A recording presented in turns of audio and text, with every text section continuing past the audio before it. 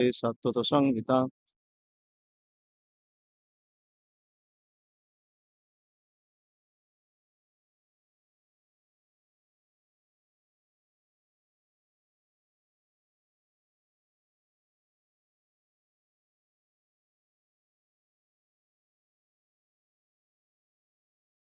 Paro Bhaktya Vimuche Naro Arthayam Brahmasutrānaṁ Bharatartho Vininnayo Gayatri Bhasyarupasu Vedartha Paribrohita Sarva Vedetihasaram Saram Saram Samudrutam Sarva Vedanta Sarang Hismad Bhagavad Vishyate Tadra Samatutaptasya Nanyatra Sagrati Kochi Krishna Bhakti Rasa Soro Sri Bhagavata Tate Veda Shastra Haite Parama Mahata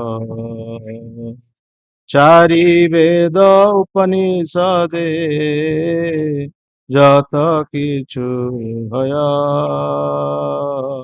Tara Artha Laya Vyasa Karila Sanchaya Jai Sutre Jai Visaya Vachana Bhagavate Sehiro Shokani Bandhana জীবের নিস্তার লাগি সূত্র কইলা ব্যাস মায়াবাদী ভাষ্য শৈলে হয় সর্বনাশ চারি বেদ দধি ভাগ বতনবনিত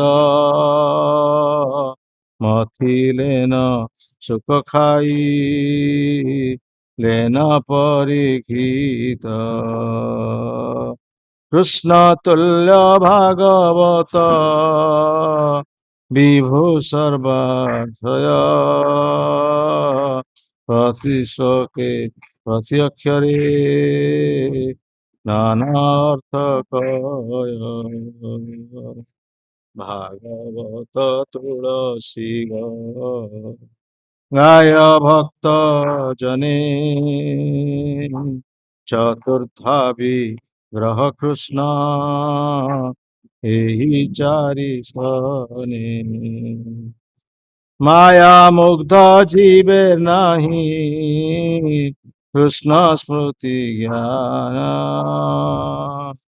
জীবের কৃপায় কইল কৃষ্ণ বেদ পুরাণ যাহ ভাগবত পড় বৈষ্ণবের স্তনে একান্ত রয় কর চৈতন্য চরণ ভাগবত যে নামানে সে জবন ধমা তার সস্তা আছে জন্মে জন্মে প্রভু জামা হরে কৃষ্ণ কৃষ্ণ কৃষ্ণ হরে হরে হরে রাম রাম রাম হরে হরে ওং নমো ভগবতে বাসুদেবায় ওং নমো ভগবতে বাসুদেবায় ওং নমো ভগবতে বাসুদেবায়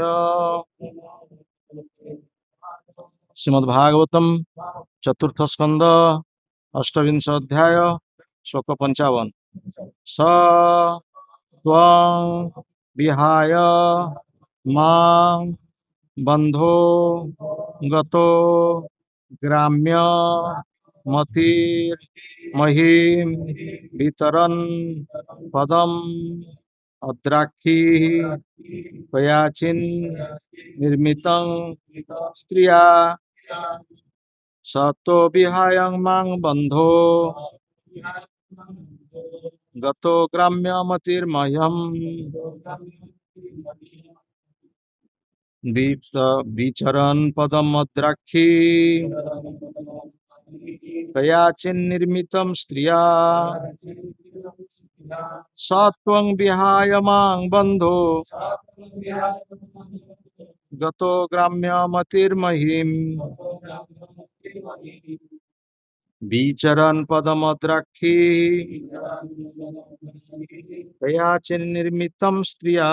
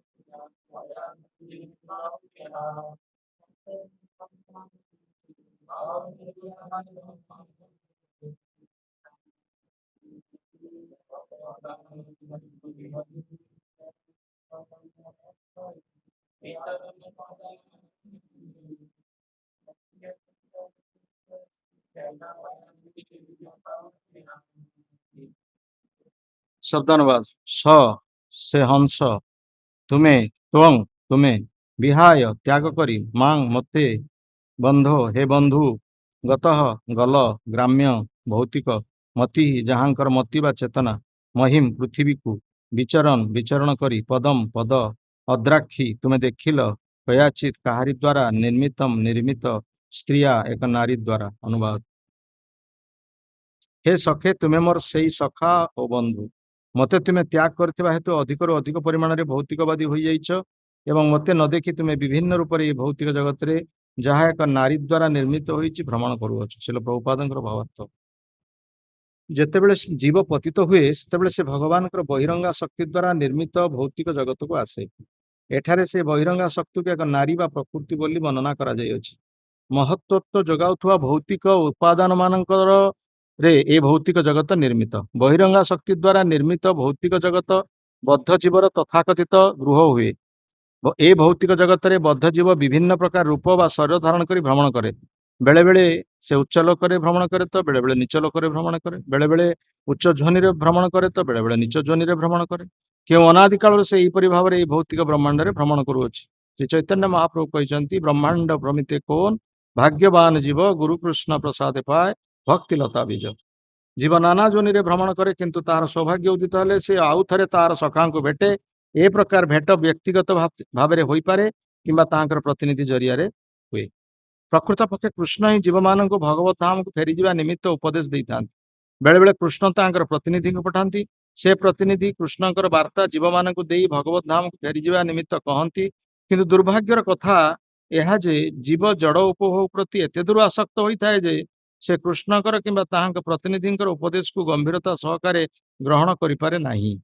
ଏ ଭୌତିକ ମନୋବୃତ୍ତିର କଥା ଏ ଶ୍ଲୋକରେ ଗ୍ରାମ୍ୟମତି ଶବ୍ଦରେ ପ୍ରକାଶିତ ହୋଇଅଛି। ମହି ଶବ୍ଦର ଅର୍ଥ ହେଉଛି ଏ ଭୌତିକ ଜଗତ ମଧ୍ୟରେ ଏ ଭୌତିକ ଜଗତରେ ଥିବା ସମସ୍ତ ଜୀବଙ୍କର ଇନ୍ଦ୍ରିୟ ଶକ୍ତି ଅଛି। ଫଳତଃ ସେମାନେ ବିଭିନ୍ନ ପ୍ରକାର ଜଡ଼ ଶରୀର ମଧ୍ୟରେ ପ୍ରବେଶ ଆବଦ୍ଧ ହୋଇଯାଆନ୍ତି ଏବଂ ଭୌତିକ ସ୍ଥିତି ଜନିତ ଦୁଃଖ ଯନ୍ତ୍ରଣା ଭୋଗ କରନ୍ତି। ସତ୍ୱଂ ବିହାୟ ମାଂ ବନ୍ଧୋ ଗତୋ ଗ୍ରାମ୍ୟ ମତିର୍ମହିମ୍ ବିଚରମ୍ ପଦମ୍ ଅଦ୍ରାକ୍ଷୀ କୟାଚିନ୍ନିର୍ମିତମ୍ ସ୍ତ୍ରିୟା। ହେ ସଖେ ତୁମେ ମୋର ସେଇ ସଖା ବନ୍ଧୁ ମତେ ତୁମେ ତ୍ୟାଗ କରିଥିବା ହେତୁ ଅଧିକରୁ ଅଧିକ ପରିମାଣରେ ଭୌତିକବାଦୀ ହୋଇଯାଇଅଛ ଏବଂ ମତେ ନ ଦେଖି ତୁମେ ବିଭିନ୍ନ ରୂପରେ ଏହି ଭୌତିକ ଜଗତରେ ଯାହା ଏକ ନାରୀ ଦ୍ୱାରା ନିର୍ମିତ ହୋଇଛି ଭ୍ରମଣ କରୁଅଛ। तो परमात्मा रूपरे जे आम हृदय अछंती से किभଳି भाବରେ जीवକୁ भगवत धाम को जीवाई उपदेश प्रदान करुचंती ताहा एई श्लोक माध्यमरे आम मान कुहाଯାଉଛି।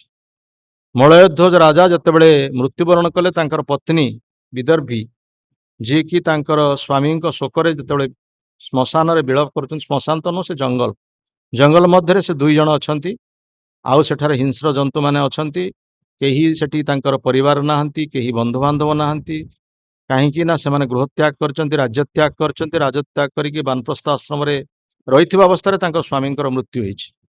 स्वामी मृत्यु होला परे जण स्त्री स्वाभाविक भाव विलाप करे आजिकल स्त्री मैंने विलाप करना बरं से खुशी होचंती जा हो गोटे आमर कंठ चलीगला आउ गोटे क्या आम ग्रहण करवा किंतु देखंतु एई वैदिक संस्कृति श्रीमद भागवत जहाँ वर्णना करा जाइछि स्त्री केते शोकरे विलाप करुचंती कि विकल से विलाप करुचंती मो स्वामी तुम्हें छाड़ी चलीगल मु कहा सुरक्षा रे रहिबी किए मते सुरक्षा दब ये जंगल मध्य एते हिंस्र जंतु एते प्रकार स्वापद संकुल परिवेश तेणु ये परिवेश मध्य मु किभଳି भाव जीवन यापन करी यही समय विलाप करुवा समय जी कि परमात्मा रूपरे समस्त हृदय भगवान अछंती से गोटे ब्राह्मण वेश सेठारे आविर्भूत होइछन एवं से ब्राह्मण वेश आविर्भूत होई से सेठी तांको कहउछंती तांकर से स्त्री को कहउछंती हे बंधु तुमे मते भूली जाइछ किंतु मु तुमको भूली नाही मु तुमको भूली नाही तुमे विभिन्न रूपरे विभिन्न शरीर धारण करिकी ए जगत रे आसीच मु तुमर प्रथम रे थिली प्रथम रे मु तुम सहित थिली एवं वर्तमान मध्य मु तुम सहित अछि किंतु तुमे मोर शिक्षा मोर प्रेरणा बा मोर कथा को तुम्हें ग्रहण करना जहाँ फल तुम्हें वर्तमान दुख पाउछ ये सब कथा कहुच एवं विशेषकर एठारे आउ गोटे कथा कहुई जे एठी समस्ते भौतिक जगत रे बहिरंगा शक्ति बा जोटा कि महामायांकर शक्ति रे आमे समस्ते बंधा होइछि बा महामायांकर कबल रे आमे समस्ते कबलित होइछि। महामाया को गोटे स्त्री महामाया तो प्रकृति रे दुर्गा देवी तेणु तांको गोटे स्त्री बोली कहा जाइए श्लोक विशेष करा जाइए जे स्त्रिया निर्मितम स्त्रिया स्त्री रूपक बंधन द्वारा आम समस्ते बंधा देख प्रत्येक आपण मैंने गंभीरता सागर चिंता करूँ गोटे छोट पशु ठारू आरंभ करी पक्षी ठारू आरंभ करी कीट ठारू आरंभ करी पतंग ठारू आरंभ करी समस्ते समस्ते ये जो मैथुन क्रिया द्वारा आबद्ध होती गोटे पारा देखु गोटे घरचटिया चढ़ई देखु कुकुर देखु बिराड़ी देखु जेकोसी प्राणी देखो ये मैथुन जगत रूपक कारागार समस्ते बंधा होती से कथा श्रीमद भागवत ऋषभदेव तांकर पुत्र मान कहते पुंस स्त्रिया मिथुनी भूतानि भावमे तत् त्रयोर मिथो हृदय ग्रंथि आहु अतो गृह क्षेत्र सुतप्त बीते जनस्य मोहयम अहं ममेति इठी पुरुष आउ स्त्री जितेबाला मिलित होती जितेबाला पुरुष विवाह न करते से बिंदास जेकोसी स्थान से रही पारे गछ तले रही पारे प्रसाद मध्य रही पारे चाला कुड़िया भीतर रही पारे पड़िया रही पारे जेकोसी स्थान से रही पारे किंतु गोटे जो स्त्री को से ग्रहण करे से गोटे गृहर आवश्यकता हुए केवल खाली गृहर नुह से परिवार को चलैया स्त्री को चलैया से अर्थर आवश्यकता हुए जमी जमार आवश्यकता हुए से तो लोक मैंने चाकरी करुनथिले चाष करके जीवन यापन करते से क्षेत्र कथा कहुई पुंस स्त्रिया मिथुनी भूतानि भावमे तत् त्रयोर्मिथ हृदय ग्रंथि आहु अतो गृह क्षेत्र जितेबाला पुरुष एवं स्त्री गोटे मैथुन कब्जा बंधा ही जाती गोटे दौड़ी द्वारा से बंधा ही जाती जहाँ कहुए कनकांजुली विवाह कनकांजुली बंधन स्वामीर स्त्री जो कानी रे स्वामी को स्वामीर जो उत्तरी पकई था बांधी दि जाए तेणु उभय से प्रदक्षिण करती यज्ञ आउ से शपथ करती प्रतिज्ञा करती आमे केबे कई क्या छाड़ू ना जन्म जन्मांतर संपर्क तेणु यही प्रकार भाव में जो बंधन में बंधा ही जाती से गोटे गृहर आवश्यकता हुए एवं गृह आवश्यकता केवल गृह नुहे गोटे जमीर आवश्यकता हुए पुंस स्त्रिया मिथुनी भूतानि भावमे त्रयोर मिथ हृदय ग्रंथि आहु अतो गृह क्षेत्र सुत आप्त तापर आसिले पुत्र कन्या से माने पुणी गोटे बंधन तापर संपर्क स्त्री संपर्क जोटा शला शाली शाशु ससुर यही बंधु बांधव द्वारा से अधिक अधिक ये संसार मध्य से बंधा ही जाए ଯାହାଙ୍କ ନିକଟରେ ଆମେ ବନ୍ଧା ହେବା କଥା, ଯୋଉ ଭଗବାନଙ୍କର ଶୃଙ୍ଖଳରେ ଆମେ ବନ୍ଧା ହେବା କଥା, ସେ ଶୃଙ୍ଖଳ ତ୍ୟାଗ କରି ବର୍ତ୍ତମାନ ଇଏ ଶୃଙ୍ଖଳ ମଧ୍ୟରେ, ସ୍ତ୍ରୀର ଶୃଙ୍ଖଳ ମଧ୍ୟରେ ଆମେ ବନ୍ଧା ହେଇଗଲୁ। ସେ ପ୍ରସଙ୍ଗରେ ତୃତୀୟ ସ୍କନ୍ଦ ଭାଗବତରେ କପିଳଦେବ ମଧ୍ୟ ତାଙ୍କ ମାଙ୍କୁ କହୁଛନ୍ତି। କପିଳଦେବ ଯିଏକି ଭଗବାନଙ୍କର ଏକ ସତ୍ୟାବେଶ ଅବତାର, ସିଏ ମଧ୍ୟ ତାଙ୍କର ମାଙ୍କୁ ଏ କଥା କହୁଛନ୍ତି। ମା ଯେତେବେଳେ ତାଙ୍କଠାରୁ ଶିକ୍ଷା ଶୁଣିବା ପାଇଁ ଚାହୁଁଛନ୍ତି, ବା ସେ ଯେତେବେଳେ ତାଙ୍କ ସ୍ୱାମୀ ତାଙ୍କଠାରୁ ଛାଡି ଚାଲିଗଲେ, ସେତେବେଳେ ସେ ତାଙ୍କ ପୁତ୍ରକୁ ଗୁରୁ ରୂପରେ ସ୍ୱୀକାର କରିକି ସେ ତାଙ୍କୁ ପଚାରୁଛନ୍ତି ଯେ ମୁଁ ଏଇ ସଂସାର ବନ୍ଧନରେ ବନ୍ଧା ହେଇଯାଇଛି, ମୁଁ କେମିତି ସଂସାର ବନ୍ଧନରୁ ମୁକ୍ତ ହେବି, ମତେ ତୁମେ ଉପଦେଶ ଦିଅ। ପୁତ୍ରକୁ ସେଠି ଗୁରୁ ରୂପରେ, ଭଗବାନ ରୂପରେ ସେ ସ୍ୱୀକାର କରିଛନ୍ତି। ସାଧାରଣତଃ କୌଣସି ମା ପୁତ୍ରକୁ ଗୁରୁ ରୂପରେ ସ୍ୱୀକାର କରିବ ନାହିଁ। ମୋରି ଆଗରେ ତୁ ଜନ୍ମ ହେଇଛୁ, ମୁଁ ତତେ ଜନ୍ମ ଦେଇ ତୁ ମତେ ପାଠ ଶିଖିବୁ। ସାଧାରଣ ମା କୁହନ୍ତି ନା କଥା, ମତେ ପାଠ ପଢଉଛୁ, ଆରେ ମୁଁ ତତେ ଜନ୍ମ ଦେଇଛି, ମୁଁ ଜାଣିନି ତୁ ଜାଣିଛୁ, ଏକଥା କହିବେ ସାଧାରଣ ମା ମାନେ। କିନ୍ତୁ ଦେଖନ୍ତୁ ଏଠି ଦେବହୂତି ତାଙ୍କର ପୁତ୍ରଙ୍କୁ ସେ ଭଗବାନ ବୋଲି ସମ୍ବୋଧନ କରୁଛନ୍ତି। ହେ ଭଗବାନ, ମୁଁ ଏ ସଂସାର ବନ୍ଧନ ମଧ୍ୟରେ ଆବଦ୍ଧ ହେଇଛି, ମୁଁ କେମିତି ଏ ସଂସାର ବନ୍ଧନରୁ ମୁକ୍ତ ହେବି, ମତେ ଆପଣ ଉପଦେଶ ଦିଅନ୍ତୁ। ସେଠୁ ସେ କହୁଛନ୍ତି, ଏଇ ଯୋଉ ସ୍ତ୍ରୀ ଶକ୍ତି କଥା କୁହାଯାଇଛି, ସ୍ତ୍ରୀ ରୂପକ ଯୋଉ ମାୟାର ଶୃଙ୍ଖଳ ଦ୍ୱାରା ଆମେ ସମସ୍ତେ ବନ୍ଧା ହେଇଛେ, ସେ ପ୍ରସଙ୍ଗରେ ସେ କହୁଛନ୍ତି, ପଶ୍ୟମେ ବଳମାୟୟା ସ୍ତ୍ରୀ ମର୍ଯ୍ୟା ଜୈନ ଦୃଶାମ ଯା କରୋତି ପଦାକ୍ରାନ୍ତା ଭୁବିଜୃମ୍ଭେଣ କେବଳମ୍। ହେ ମା, ସିଏ ମା ବୋଲି ସମ୍ବୋଧନ କରୁଛନ୍ତି। ଯେ ଭଗବାନ, ସିଏ ତାଙ୍କର ମାଙ୍କୁ ସେ ମା ବୋଲି ସମ୍ବୋଧନ କରୁଛନ୍ତି। ପଶ୍ୟମେ, ଦେଖ ମା, ବଳ ମାୟା, ଏଇ ମାୟା ଶକ୍ତିର ପରାକ୍ରମକୁ ଦେଖ ମା। କଣ ଏଇ ପରାକ୍ରମ? ନା ଯା କରୋତି ପଦାକ୍ରାନ୍ତା ଭୁବିଜୃମ୍ଭେଣ କେବଳମ୍। ଜଣେ ଯେତେ ବଡ ବୀର ହେଇଥାଉ ନା କାହିଁକି, ଜଣେ ଯେତେ ବଡ ଶକ୍ତିଶାଳୀ ହେଇଥାଉ ନା କାହିଁକି, ଗୋଟେ ସ୍ତ୍ରୀର ଗୋଟେ କଟାକ୍ଷ, ଗୋଟେ ସ୍ତ୍ରୀର କଟାକ୍ଷ ଯାହା କୁହାଯାଏ ଆଖି ମାରିଦେଲେ, ସେ ସ୍ତ୍ରୀର କଟାକ୍ଷରେ ଗୋଟେ ଯେତେ ବଡ ବୀର ହେଇଥାଉ ନା କାହିଁକି, ସେ ତାର ସମସ୍ତ ଶକ୍ତି ଚାଲିଯାଏ। ଏ ପ୍ରସଙ୍ଗରେ ମଧ୍ୟ ଏକାଦଶ ସ୍କନ୍ଦ ଭାଗବତରେ ଆମର ପୁରୁରବା ଉପାଖ୍ୟାନ, ପୁରୁରବା ଉପାଖ୍ୟାନରେ ମଧ୍ୟ ରହିଛି। ପୁରୁରବା ଉପାଖ୍ୟାନ ଯିଏକି ଆମର ସ୍ୱର୍ଗର ଅପ୍ସରା, ସ୍ୱର୍ଗର ଅପ୍ସରା ଦ୍ୱାରା ସେ ସ୍ୱର୍ଗର ଅପ୍ସରା ନାଙ୍କ ନା କଣ କଣ ଉର୍ବଶୀ, ଉର୍ବଶୀ, ଉର୍ବଶୀ ପୁରୁରବା। ତେଣୁ ଉର୍ବଶୀ ଦ୍ୱାରା ଯେତେବେଳେ ସେ ଆକୃଷ୍ଟ ହେଇଛନ୍ତି, ଉର୍ବଶୀର ସୌନ୍ଦର୍ଯ୍ୟ ପ୍ରତି ଆକୃଷ୍ଟ ହେଇକି ପୁରୁରବା, ସେତେବେଳେ ମଧ୍ୟ ସେ ସେଇ କଥା କହୁଛନ୍ତି ଯେ ମୁଁ ପ୍ରକୃତରେ ଶଶାଗାରା ପୃଥିବୀର ରାଜା, କିନ୍ତୁ ମୁଁ ଯେତେବେଳେ ସ୍ୱର୍ଗକୁ ଗଲି, ତୁମର ସୌନ୍ଦର୍ଯ୍ୟ ଦେଖିକି ମୁଁ ଆକୃଷ୍ଟ ହେଲି ଏବଂ ତୁମକୁ ବିବାହ କରିବା ପାଇଁ ଚାହିଁ, ଏବଂ ତୁମେ ମତେ କେତେ ସର୍ତ୍ତ ରଖିକି ବିବାହ କଲ। ସେ ସର୍ତ୍ତକୁ ମୁଁ ସୁରକ୍ଷା ଦେଇପାରିଲିନି, ବା ସେ ସର୍ତ୍ତକୁ ମୁଁ ରକ୍ଷା କରିପାରିଲିନି, ଯାହା ଫଳରେ ତୁମେ ମତେ ଛାଡିକି ଚାଲି ଯାଉଛ। ସେତେବେଳେ ଲଙ୍ଗଳା ହେଇକି, ଉଲଗ୍ନ ହେଇକି ପୁରୁରବା ଦୌଡୁଛନ୍ତି ଉର୍ବଶୀଙ୍କ ପଛେ ପଛେ।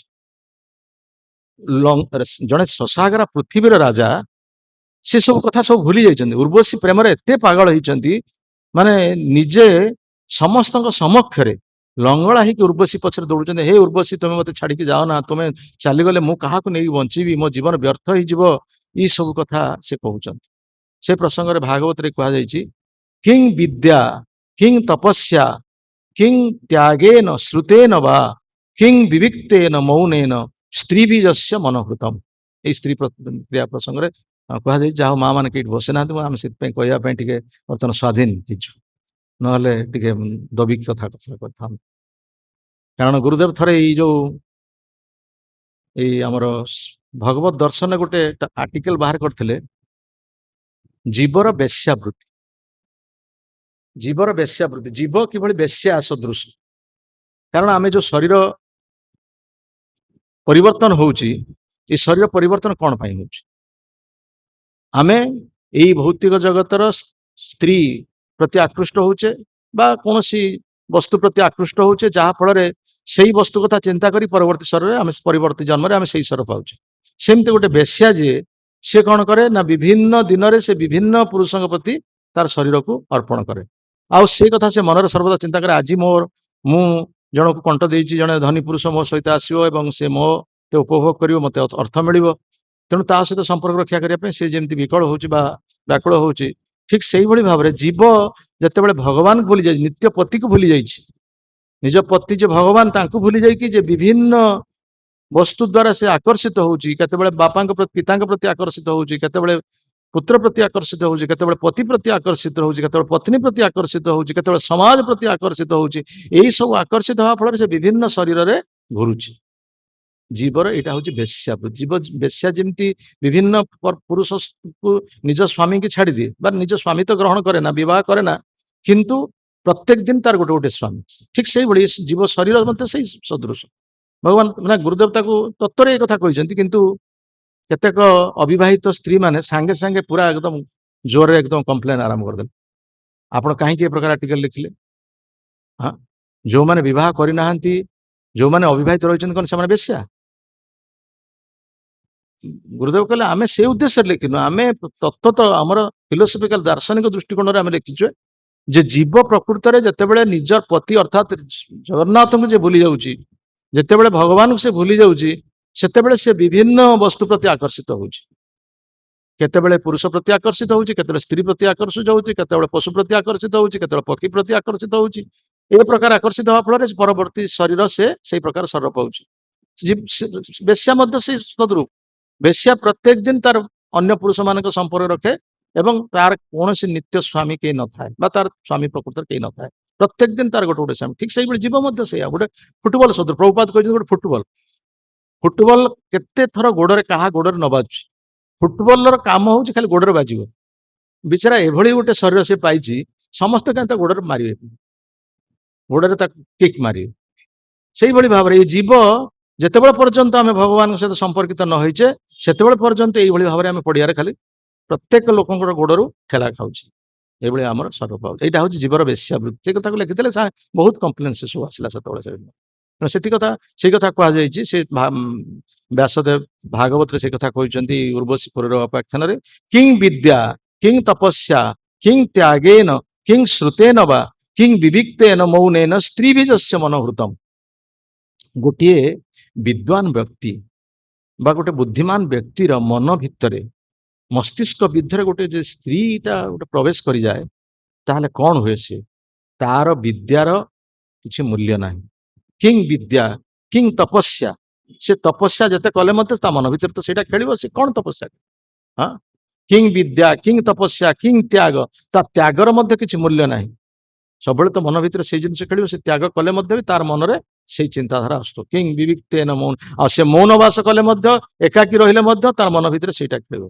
किंग विविक्तेन मौनेन स्त्री बीजस्य मनोहृतम यही गोटे स्त्री गोटे चिंताधारा जो गोटे मस्तिष्क मध्य प्रवेश कर तार सब गुड़ाक उत्तम गुण गुड़िक सब गुड़ाक आपे आपे आपे आपे चली जमी अजामिल अवस्था है षष्ठ स्कंद भागवत अजामिल प्रसंग कहुई अजामिल एत सुंदर एक युवक थिला जी कि पितांकर आदेश को पालन करुले पिता उपदेश को लेकिन से जाइए जंगल मध्य किसी यज्ञर समिति आने किंतु गोटे शूद्र गोटे शूद्राणी सहित जो संपर्क रक्षा करुच्ची देखीदे अजामिल जंगल भितर मद्यपान करिकी उलग्न होइकी सेमाने जतबेले संग करूचंती सेटा को देखि देइकी मध्य ये ताकू मन भितर त्याग करि पालन जदिओ विवाहित अजामिल सब विवाहित सुंदर स्त्री अच्छी किंतु यही जो दृश्य देखीदेला उलग्न होइकी पुरुष स्त्री जो संपर्क रक्षा करूचंती ताहाकू देखिकी ता मन भितर एभली भाव में भाराक्रांत हो गला से ताकू त्याग करि पारला नै से मनरु ताकू त्याग करि पारला सब बेले शयने स्वपने जागरणे सब बेले से कथा चिंता कला अरे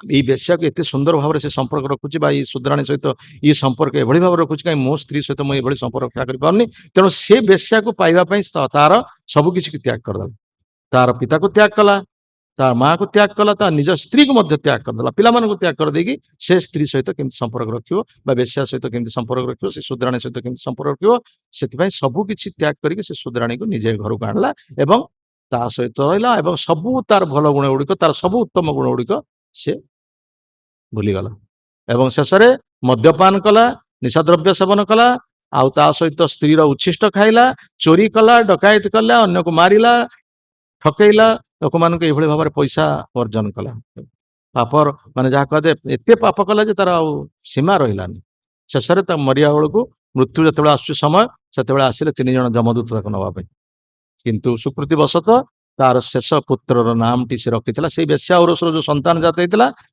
7-8 संतान से जात कर 86 वर्ष तार संतान जात होली स्त्रैण थिला से बेश्या सहित संपर्क रखिकी तार संतान जात करथिला गोटे संतान नाम रखी नारायण ମୃତ୍ୟୁ ସମୟରେ ଯେତେବେଳେ 3 ଜଣ ଯମଦୂତଙ୍କୁ ସେ ଦେଖୁଛି, ସେତେବେଳେ ଭୟରେ ସେ ତାର ପୁତ୍ରକୁ ଉଦ୍ଦେଶ୍ୟ କରି ନାରାୟଣ ନାମ ସ୍ମରଣ କଲେ।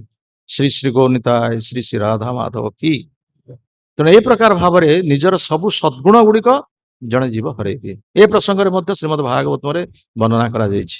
ଏକାଦଶ ସ୍କନ୍ଧରେ ଅବଧୂତ ଯଦୁରାଜନଙ୍କର କଥା କୁହାଯାଇଛି ଯେ ଆମର ଶରୀରର ଯୋଉ 24ଟି ତତ୍ତ୍ୱ କଥା କୁହାଯାଇଛି, 24ଟି ତତ୍ତ୍ୱ ମଧ୍ୟରେ ଗୋଟେ ଅଛି ପଞ୍ଚ ତନ୍ମାତ୍ର, ପଞ୍ଚ ମହାଭୂତ, ପଞ୍ଚ କର୍ମେନ୍ଦ୍ରିୟ, ପଞ୍ଚ ଜ୍ଞାନେନ୍ଦ୍ରିୟ, ପଞ୍ଚ ତନ୍ମାତ୍ର ଆଉ ସୂକ୍ଷ୍ମ ଶରୀର।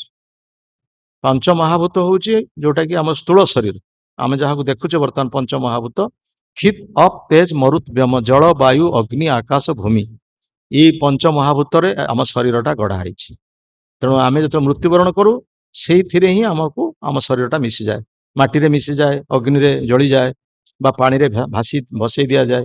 ଏଇ ପ୍ରକାର ଭାବରେ ଆମ ଶରୀରଟା ନଷ୍ଟ ହେଇଯାଏ। ତେଣୁ ଏଇଟା ହଉଛି ପଞ୍ଚ ମହାଭୂତରେ ଈଶ୍ୱର ଗଢା। ତା ଭିତରେ ଆଉ 3ଟି ରହିଛି ସୂକ୍ଷ୍ମ ଶରୀରର ଉପାଦାନ, ଯୋଉଟା କି ହଉଛି ମନ, ବୁଦ୍ଧି ଆଉ ଅହଙ୍କାର। ଇଏ ହଉଛି ସୂକ୍ଷ୍ମ ଶରୀରର ଉପାଦାନ। ତାପରେ ପଞ୍ଚ କର୍ମେନ୍ଦ୍ରିୟ କଥା କୁହାଯାଇଛି ଏବଂ ପଞ୍ଚ ଜ୍ଞାନେନ୍ଦ୍ରିୟ କଥା କୁହାଯାଇଛି। ପଞ୍ଚ କର୍ମେନ୍ଦ୍ରିୟ ହଉଛି ହସ୍ତ, ପଦ, ମଳଦ୍ୱାର, ମୂତ୍ରଦ୍ୱାର ଆଉ ବାକ୍।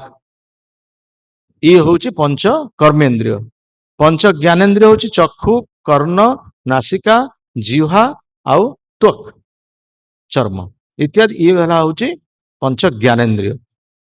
ଆଉ ପଞ୍ଚ କର୍ମେନ୍ଦ୍ରିୟ, ପଞ୍ଚ ମହାଭୂତ, ଆଉ 3ଟା ହେଲା ସୂକ୍ଷ୍ମ ଶରୀର, ଆଉ ପଞ୍ଚ ତନ୍ମାତ୍ର। ପଞ୍ଚ ତନ୍ମାତ୍ର ହଉଛି ଶବ୍ଦ, ସ୍ପର୍ଶ, ରୂପ, ରସ ଆଉ ଗନ୍ଧ। ଏସବୁ ମିଶି କେତେ ହେଲା? 23। ଆଉ ଶେଷରେ ହେଲା ଉପାଦାନ, ସବୁଠାରୁ ପ୍ରଧାନ ରହିଲେ ମନ। ମନ ହଉଛି ସମସ୍ତ ଇନ୍ଦ୍ରିୟ ମାନଙ୍କର ନେତା। ଏମିତି ହେଇକି 24ଟି ତତ୍ତ୍ୱ। ତେଣୁ ଏଇ ଯୋଉ ପଞ୍ଚ ତନ୍ମାତ୍ର କଥା କୁହାଯାଇଛି, ପଞ୍ଚ ତନ୍ମାତ୍ର କଣ ନା ଶବ୍ଦ, ସ୍ପର୍ଶ, ରୂପ, ରସ ଆଉ ଗନ୍ଧ। ତେଣୁ ଗୋଟିଏ ଗୋଟିଏ କଥା କୁହାଯାଇଛି। ଶବ୍ଦ ଦ୍ଵାରା ଗୋଟେ ଜୀବ ଆକୃଷ୍ଟ ହଉଛି। ଶବ୍ଦ ଦ୍ଵାରା କିଏ ଆକୃଷ୍ଟ ହଉଛି ନା ମୃଗ ବା ହରିଣ। ଯେତେବେଳେ ଶିକାରୀ ମୃଗ ଶିକାର କରୁଛି, ସେତେବେଳେ ସେ ବଂଶୀ ବଜଉଛି ବା ସୁନ୍ଦର ଗାନ ଗାଉଛି। ଯେମିତି ସାପୁଆ ଖେଳା, ବିଷଧର ସାପଙ୍କୁ କେମିତି ଧରେ ସାପୁଆ ଖେଳା, ସେ ମନ୍ତ୍ର ବୋଲେ, ଗୀତ ଗାନ କରେ ନା ନାଇଁ। କଂସର ଘରଣୀ ପଦ୍ମାବତୀ ରାଣୀ, କରିଛି ଧନନ୍ତରୀ ଉଷା, ଲକ୍ଷେ ଭାର ପଦ୍ମ ଦେବୁରେ କହ୍ନାଇ, ନଥିବ ପାଖୁଡା ମିଶା, ହରି କି ଗୋବିନ୍ଦ ହରି। ସାପ ନାଚିଲେ, ବୁଝିଲ ନାଇଁ? ସାପ ନାଚୁନି? ବିଷଧର ସାପ, ଗୋଖର ସାପ, ନାଗ ସାପ, ଯାହାଙ୍କ ମସ୍ତକରେ ଭଗବାନଙ୍କର ପାଦ ଚିହ୍ନ ଅଛି, ସେ ନାଚୁଛି। କାହିଁକି ନା ଭଗବାନ ମଧ୍ୟ ତାର ମସ୍ତକରେ ନାଚିଥିଲେ। ତେଣୁ ସାପଟେ ମଧ୍ୟ, ବିଷଧର ସର୍ପ ମଧ୍ୟ ଗୀତ ଦ୍ଵାରା, ମନ୍ତ୍ର ଦ୍ଵାରା ବଶୀଭୂତ ହଉଛି। ସର୍ପ କ୍ରୂର ଖଳ କ୍ରୂର, ସର୍ପାତ କ୍ରୂରତର ଖଳ, ମନ୍ତ୍ରେ ଭୂଷିତଂ ସର୍ପଂ ଖଳ କେନ ନିବାର୍ଯ୍ୟ। ସର୍ପଟା ହଉଛି ଦୁଷ୍ଟ, ଖଳ ଲୋକ, ଦୁଷ୍ଟ ଲୋକ ଯେ ସିଏ ତ ଦୁଷ୍ଟ, କିନ୍ତୁ ସର୍ପ ଦୁଷ୍ଟ ହେଲେ ମଧ୍ୟ ବି ସେ ମନ୍ତ୍ର ଦ୍ଵାରା ବଶୀଭୂତ ହେଇଯାଉଛି। ଯେତେବେଳେ ମନ୍ତ୍ର ମାନେ ସାପୁଆ କାଳ ମନ୍ତ୍ର ଫୁଙ୍କୁଛି, ସେତେବେଳେ ସିଏ ନାଚୁଛି, ଆଉ ଦଂଶନ କରୁନି। କିନ୍ତୁ ଇଏ ଦୁଷ୍ଟ ଲୋକକୁ ଯେତେ ମନ୍ତ୍ର ତୁମେ ଉଚ୍ଚାରଣ କର, ଯାହା କର ନା କାହିଁକି, ସେ ଆହୁରି ତାର ଦୁଷ୍ଟାମିଟା ବେଶୀ ବୃଦ୍ଧି ପାଇବ। ଯାହା କୁହାଯାଏ ଉପଦେଶ ମୂର୍ଖାଣ ପ୍ରକୋପାୟ ନା ଶାନ୍ତୟ। ମୂର୍ଖ ଲୋକକୁ ତୁମେ ଉପଦେଶ ଦେବ, ସିଏ ତମେ ଓଲଟା ବୁଝିବ। ତାକୁ ଭଲ କଥା କୁହ, ସେ ତାକୁ ଓଲଟା ବୁଝିକି ତାକୁ ବାଡେଇବ, ତମକୁ ବାଡେଇବ। ଏଇ ହଉଛି କହିବାର କଥା। ତେଣୁ ସର୍ପ ଠାରୁ ଆହୁରି ଦୁଷ୍ଟ ଲୋକ ହଉଛି ଆହୁରି। ତେଣୁ ସେଇ ଶବ୍ଦ ଦ୍ଵାରା ଗୋଟେ ମୃଗଟି ଆକୃଷ୍ଟ ହଉଛି। ବଂଶୀ ବଜେଇକି ଶିକାରୀ ମୃଗକୁ ଧରୁଛି। ତାପରେ କଣ ହେଲା? ଶବ୍ଦ, ସ୍ପର୍ଶ। ସ୍ପର୍ଶ ମାନେ ମାନେ ସ୍ପର୍ଶ କରିକି ଗୋଟେ ଜୀବ ଆକୃଷ୍ଟ ହଉଛି। ସ୍ପର୍ଶ ମାନେ ଏଇ ଯୋଉ କୁହାଯାଇଛି ହାତୀ।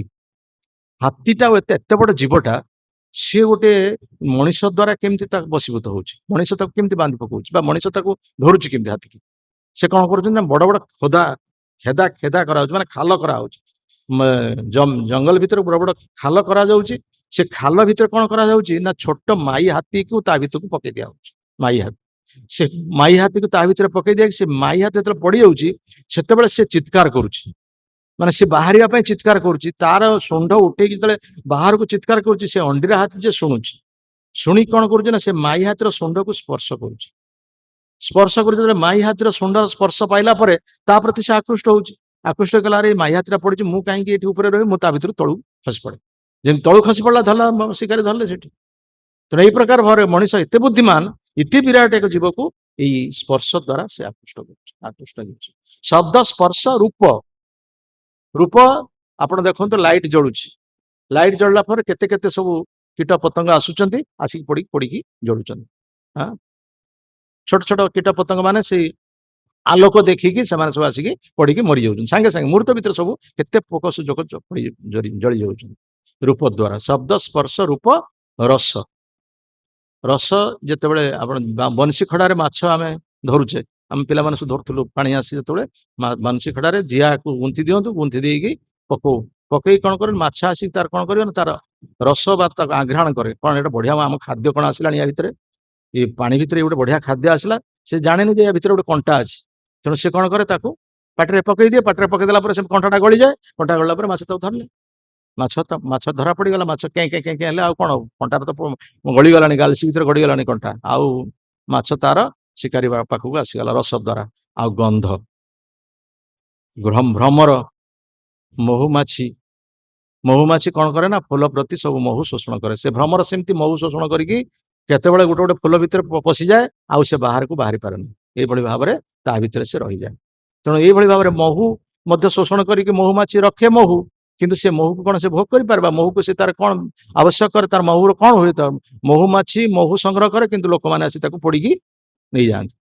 ତେଣୁ ତାର କିଛି ମଧ୍ୟ ସେ ଲାଭ ନାହିଁ। ସେଇଭଳିଆ ଠିକ ସେଇ ପ୍ରକାର ଭାବରେ କୁହାଯାଇଛି, ଏଇ ଯୋଉ ଶବ୍ଦ, ସ୍ପର୍ଶ, ରୂପ, ରସ, ଗନ୍ଧ, ବିଭିନ୍ନ ଜୀବ ଏଇ ଯୋଉ ପାଞ୍ଚଟି ଦ୍ୱାରା ଆକୃଷ୍ଟ ହଉଛନ୍ତି, କିନ୍ତୁ ଗୋଟିଏ ଜୀବ ପାଖରେ ଏଇ ପାଞ୍ଚଟି ଜିନିଷ ଅଛି।